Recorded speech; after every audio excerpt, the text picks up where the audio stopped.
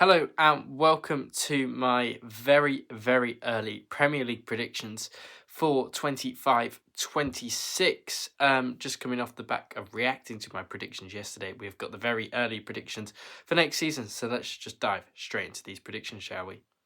So we will do this via a tier list, of course. So let's just get straight into it. Bottom of the table is going to be Reggie Labrie and Sunderland, of course. They've been shocking. They haven't been shocking. They've done very well to get promoted, but they will be shocking in the Premier League. They'll probably end up breaking the Southampton's points record, unfortunately, and probably break the Derby one as well, because that if they don't spend, they are coming straight back down with about 6 points. They will be absolutely dreadful. It's 6 points for their local rivals Newcastle next season.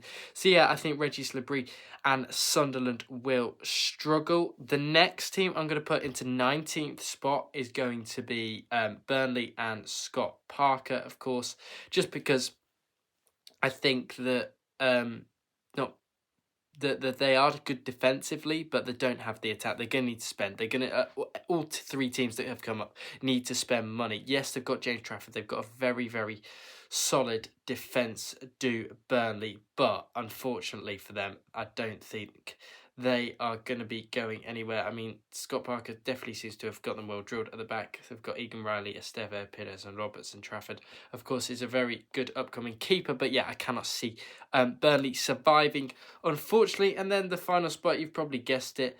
That's right, Leeds United. Even though with the Red Bull sponsors, I still think they're going to get relegated. Maybe they can change the manager, Daniel Farkham, see what he can do with a bit of money. Didn't really get backed at Norwich, did he?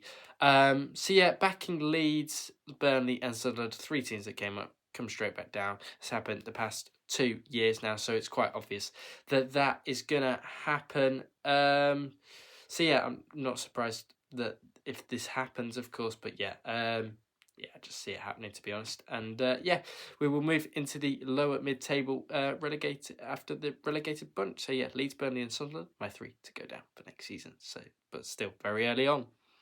Into my lower mid-table we go, and I am going to go for who do we go for? I am going to go for Wolverhampton Wanderers because I think United will be better. I think West Ham will be better under Graham Potter.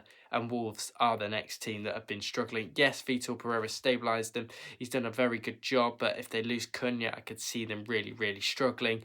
And yeah, that is why I have put Wolves in 17th place. Just because I think they'll lose Cunha. They might lose Sarabia as well. Some quality players and maybe Strand Larsen as well. To another Premier League side. So yeah, backing Wolves to finish in 17th spot here, and we'll go to 16th, which is I am gonna go for Nottingham. Do I go no? No. I'm gonna go West Ham United. I think West Ham under Graham Potter, they haven't had a good strong end to the season. They're probably going to need to spend more money, but Graham Potter usually can turn it around in the summer if he gets things right. Look at him at Brighton, for example.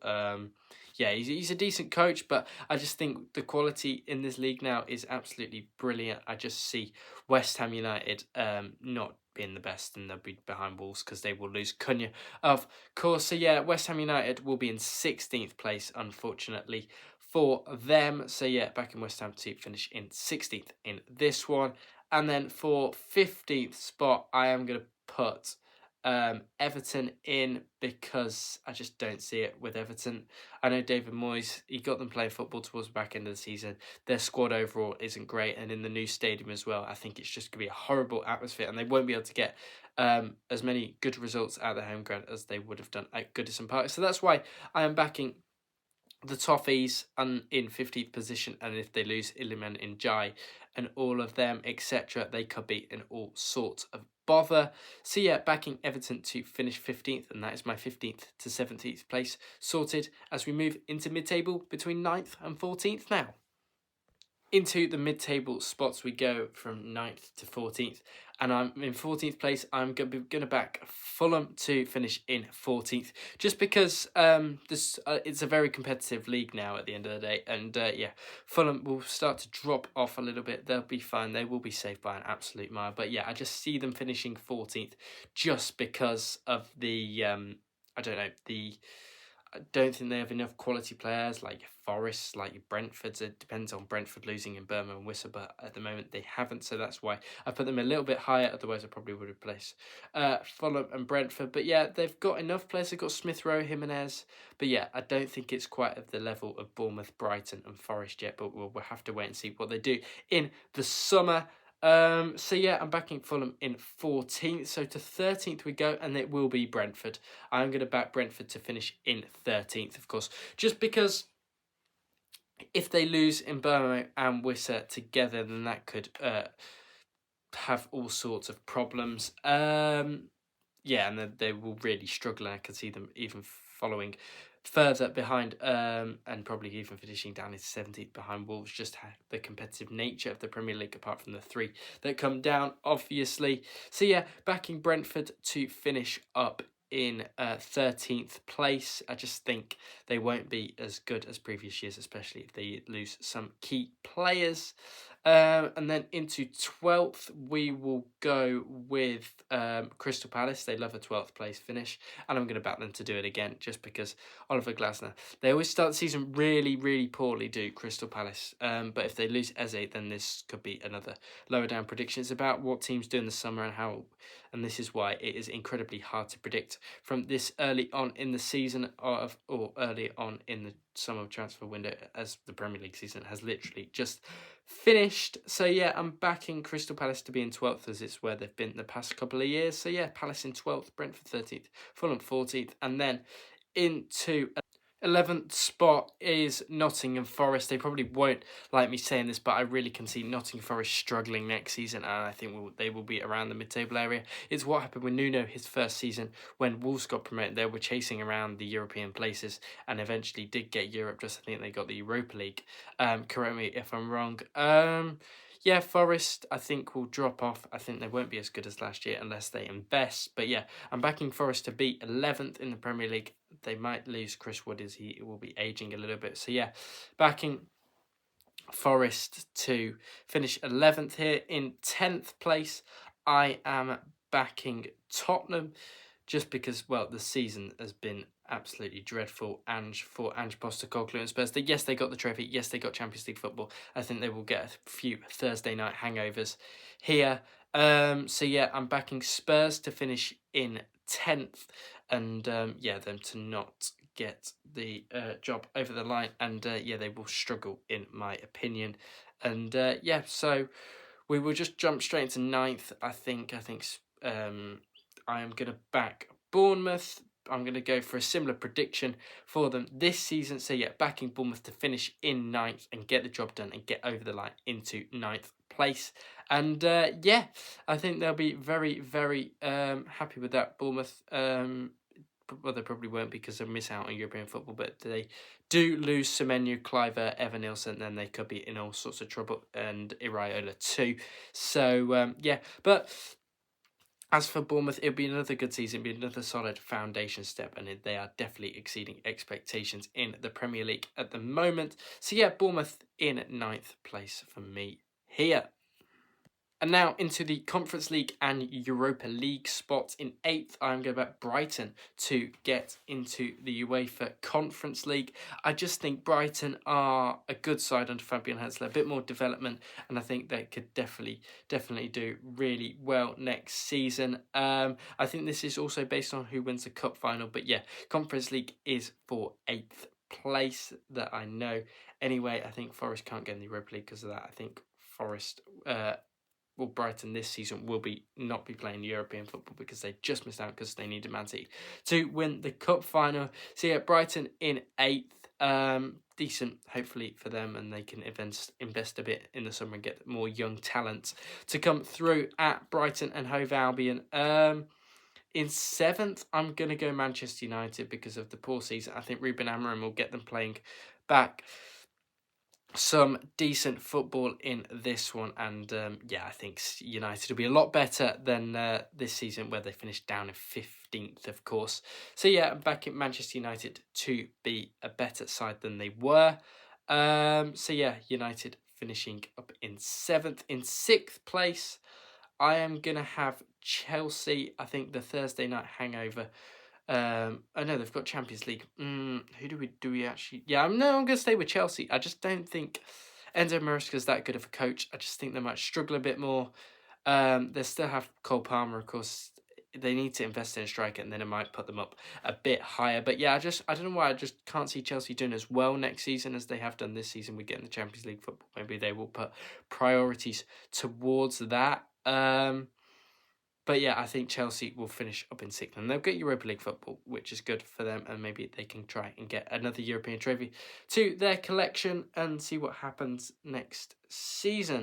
Into the Champions League places, which is second to fifth at the moment, but we know what will happen with coefficient. But yeah, this is who I'm going to predict in fifth place, and that is Aston Villa, of course, under Unai Emery. I think they will have one eye on the Europa League, but I still think they will keep their league form up to date like they have this season, and they'll be more focused on that. But the Thursday night hangovers can be a problem for Aston Villa, but that's why I've gone for them fifth. I think they'll have a better season than Chelsea and Manchester United combined next season.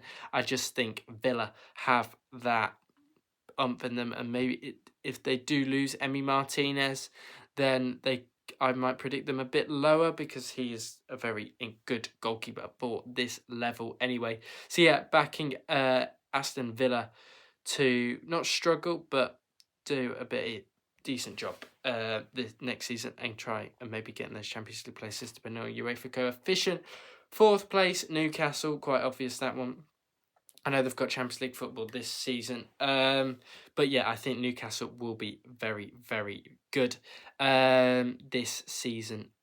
This coming season, sorry, I think they will be better than last. I think they'll spend more in the summer as well, get some proper defenders in and get some more depth as well for Newcastle United in this one. So yeah, backing Newcastle to finish back-to-back top four finishes. Third place, Arsenal. Quite simple. I just don't think Arsenal are going to have the quality again this season. They need to spend. If they get a striker, then my prediction might change, but at the moment they don't have a striker. So I could see them really, really struggling in the Premier League next season. And yeah, could be an issue for Arsenal. But yeah, they need to strengthen under Mikel Arteta to get a bit more depth, get a few more defenders in through the door, and they should be good to go for next season, mount a title challenge. And now, into second place, I am going Liverpool. And there's probably one reason for this is because Rodri's back for Man City next season. I mean, it's Pep's final year, probably. So, yeah, I'm backing on a slot at Liverpool. I think a very good Pep side, even a half-decent Pep side, beats that 84 points that Liverpool got this season. So, yeah, that is why I am going for Liverpool to finish in second, because Rodri will be back next season. No injuries, hopefully, for Manchester City. And they should be good to win the Premier League.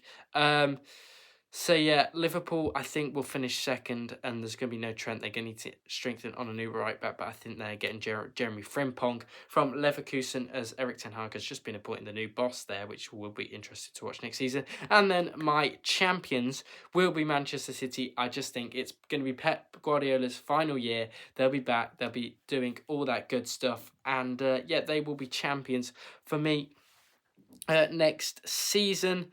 And yeah, they'll be back to winning ways and back to winning the Premier League title. Maybe they win the Champions League as well, could they do the treble again? So yeah, Manchester City will be my champions for 25-26 as of now. I don't think I've not predicted them to be champions like the last 4 years or something. I have actually done predictions personally for myself. So yeah, Man City champions, and yeah, they will win the Premier League in 25-26 in my very, very early predictions. Thank you for watching my very early 2025-26 Premier League predictions. If you did like the video, don't forget to like, share, subscribe, do all that good stuff. And I'll speak to you on the next one, which will be Champions League final prediction between PSG and Inter, I believe. So yeah, speak to you all on the next one.